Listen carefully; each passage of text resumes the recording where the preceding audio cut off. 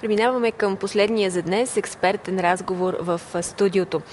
Какво не знаем за доброволчеството? Отговор на въпроса ще научим от президентът на Международната младежка камара Натали Визели и ръководителят на Организацията за България Ивайло Николов. С превода ще ни помага Галя Рачева. Здравейте и добре дошли! Добро утро! Госпожо Визели, какъв е поводът за посещението ви у нас и за кой път сте в страната ни? This is my first time that I have come to Bulgaria, and I'm here because our organisation, JCI, тук съм, защото нашата организация, Международна младежка камара, which for the last 100 years has been working with young people all around the world to encourage them to be better leaders in their business and their community. Работи през последните 100 години да насърчава младите да бъдат по-добри лидери и да участват по-активно в живота. So we've recently established here in Bulgaria. So I've come to Sofia to work with our members, to motivate them, to train them, and also so we can meet potential partners who can help us do great work with the young people. Скоро регистрирахме тук в България тази организация и съм тук по покана на Ивайло, за да помогна, да ги мотивирам като млада организация and to help them. To help them grow and become better leaders. Да им помогна и да ги насърча да станат по-добри лидери. Много сериозни традиции има вашата организация един век. В колко страни имате клонове? So currently JCI is present in about 120 countries around the world. По-настоящем в около 120 страни имаме клонове. In total we have about 200,000 members who are people in their 20s and 30s working in about 5,000 communities to create positive change. I totally forgot the number. 200,000? 5,000 communities. В около 5000 общества, right? Да. Имаме 20,000 души. 200,000 души. Членове на организацията. Да, доброволци. Ивайло, как всъщност решихте вие, вашите колеги, да се включите в една такава инициатива? Как беше открит българския клон на организация? Това е един много добър въпрос. Това, което ние съзряхме, е, че в България на практика няма млади хора, които да са социално ангажирани, да желаят да бъдат промяната, която всеки иска да види. Или всъщност може би има такива, но те трудно се организират. И е така. На практика няма една структура, около която хората да се обединят и да започнат да подготвят проекти, които съответно да се реализират. Около каузи се обединяват, това е факт. Виждаме и в социалните мрежи какво става. Но какво всъщност е специфичното, когато има такава структура, подобна организация? Специфичното е, че в този момент хората получават ноу-хау, знае се в организацията как се процедира при определени проекти, как точно може да се организират те. Идват хора като Натали, които са загрижени за развитието на младите хора и съответно предоставят възможността ние да се обучим, да научим как точно да процедираме и да привличаме нови партньори също така. Важно е да имаме гърба на организацията, тъй като виждаме какво се случва в другите държави, можем да черпим опит от другите държави, съответно можем да каним колеги, ние сме канени в други държави и общо взето се получава една много добра сплав между младите хора от различни държави. Интересно е да чуем какво се случва в другите държави. Всъщност, кои са основните принципи на доброволчеството? По какви проекти работите вие и колегите? The wonderful thing about JCI is that we as an international organisation don't tell the young people what to do. They can look in their particular town or city and do projects that they feel are what they need there. Чудесното нещо в тази организация е, че ние не казваме на младите хора какво да правят. Ние стоим до тях, а те решават какво да направят. So, depending on the country, for example, in places like Japan, there are a lot of efforts to rebuild after the tsunami. In places like Africa, they're focusing on poverty and disease. where in places like Europe, for example Berlin, there's a very strong focus on entrepreneurship and business development. Just a second. You need to give me a little bit. That's okay. Okay. So, for example, in Japan, Например, в Япония хората се опитват да се възстановят след цунамито и всъщност инвестират усилия в тази насока. In places, the next instance you gave was Africa. В Африка се фокусират върху бедността, значи в зависимост от държавата в различна посока се гледа. And then in Berlin? Countries like Europe and Berlin are very strong entrepreneur focus. А пък да речем в европейски страни, да речем в Берлин, те се фокусират върху предприемачеството. Там има силата. Имат ли желание днешните млади хора да участват в доброволчески инициативи? Вашата организация е с 100 годишна история. Do young people nowadays are eager and have a willingness to involve in volunteer projects? Yep.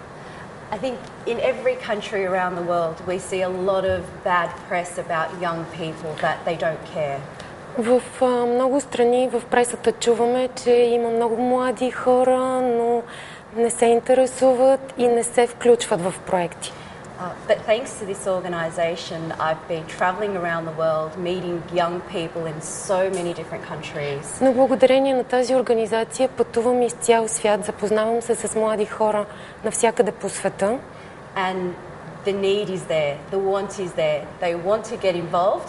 They're just looking for that organisation or that avenue to give them the opportunity. И там са тези млади хора, където го има и сред тях го има желанието. Те искат, просто търсят мястото и възможността, която ще им се даде, за да инвестират. Кои са възможностите, които давате вие, вашите колеги, за инвестиране на усилия, на така желание да се подобрят нещата в дадената сфера тук в България?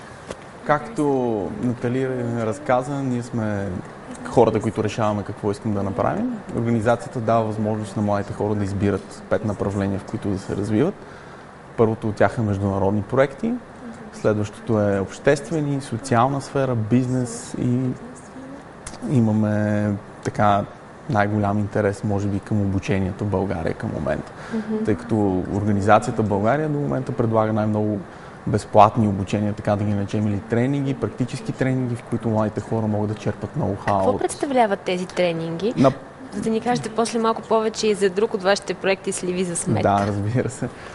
Тренингите, които ние в момента развиваме, са предимно срещи от около 2 часа с доказани хора в обществото, които съответно или в бизнес среда, в която работят, които могат да споделят ноу-хау от техния живот, да дадат примери на младите, как са се развивали те в дадени стадии от техния живот, какви решения са взимали, как са се развивали нещата след решенията, които са взимали. Това е горе-долу като практически умения, обмяна на практически умения. А това, което правим с Ливи за смет, е една инициатива. Искаме да покажем на хората, че от нищо можем да направим нещо. Стараем се да въведем и темата на корпоративна социална отговорност сред малките и средни компании, за да бъдат ангажирани в социална дейност. Това, което правим на практика е, искаме да построим детска площадка или да реновираме съществуващите вече детски площадки с средства, които се събират от рециклиране на хартия. Като тази хартия ежедневно се генерира в голям обем от всеки един офис, който има поне 5 до 10 човека, може би. Един актуален въпрос. Ние говорим тук за активните млади хора. Как вие си обяснявате този феномен с огромния обем на младежка безработица в Европа?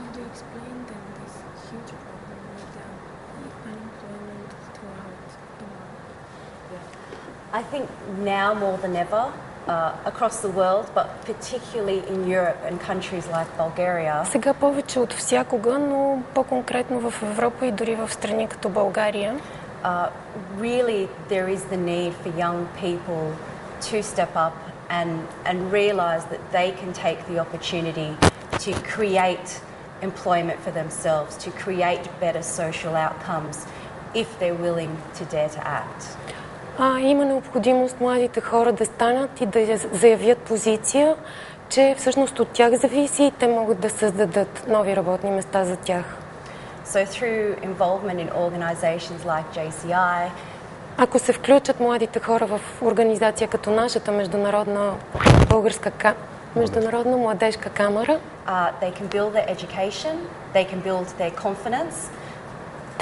Те ще имат и образование, ще създадат и самочувствие сред тях. But they can also build networks with business, with government and other young people all throughout Europe and work together on this problem. Но и връзки с други млади хора извън България, с правителството, с образователната система. And just last week we had over 2,500 young people from across Europe get together in Monaco. Миналата седмица дори се състоя едно такова събитие в Монако. And as an organisation, we have made the decision that this is our priority this year. We are all working together on projects to deal with the youth unemployment problem in Europe. И като организация точно това е нашата конкретна цел за годината, да помогнем да се намери решение за безработицата сред младите. Какво трябва да направи бизнеса и какво държавата за разрешаване на този проблем?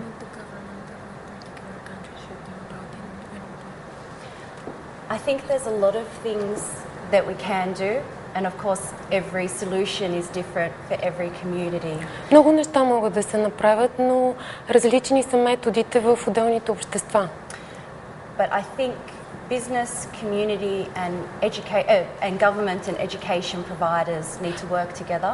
Но аз мисля, че бизнесът, образователната система, както и правителствата трябва да работят заедно.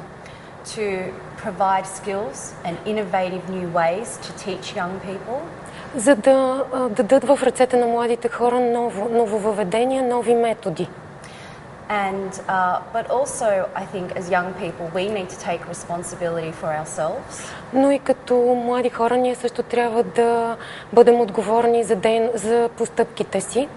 And even in times when it is hard to get a job, there are many other activities you can engage in, so you're still developing skills and you're still becoming a better young leader that will be valuable in business.